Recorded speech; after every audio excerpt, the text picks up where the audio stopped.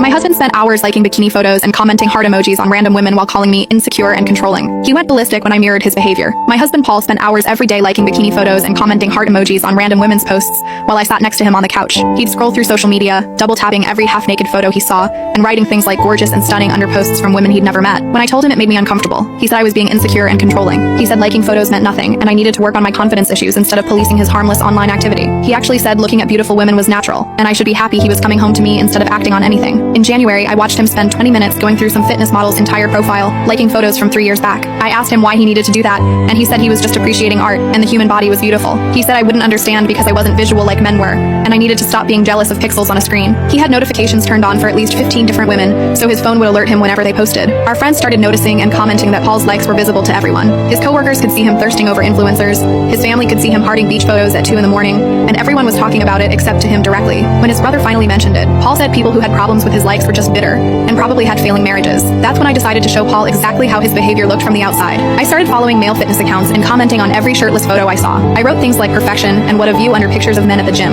I turned on notifications for male models and would grab my phone immediately when they posted, just like Paul did with his women. Paul noticed within 2 days and demanded to know why I was suddenly obsessed with random men online. I told him I was just appreciating art since the human body was beautiful. He said it was different because these men might think I was interested in them. I reminded him that's exactly what he was doing with women, but he said men and women were different, and everyone knew guys just liked photos without meaning anything, while women only liked photos when they were attracted to someone. By week 2, I was commenting fire emojis on every beach photo, and Paul was losing his mind. He said I was embarrassing him because his friends could see my activity. I said his friends could see his activity too, but he claimed that was normal guy behavior while mine was suspicious wife behavior. He actually tried to grab my phone to see who I was following, but I reminded him that privacy and trust were important in marriage, using his exact words from when I'd asked to see his phone. The breaking point came when I liked a photo of his coworker's brother who was a personal trainer. Paul went ballistic saying I was hitting on people we knew in real life. I pointed out he'd liked dozens of photos from my cousin's friend who lived in our city, but he said that was totally different because he'd never act on it while I was clearly trying to start something. He demanded I unfollow everyone immediately, or he'd consider it cheating. I asked if his hundreds of liked bikini photos counted as cheating too, and he said I was being manipulative and trying to deflect from my inappropriate behavior. Paul complained to his mother that I was acting single online, and she called me lecture about respecting marriage. When I told her about Paul's behavior,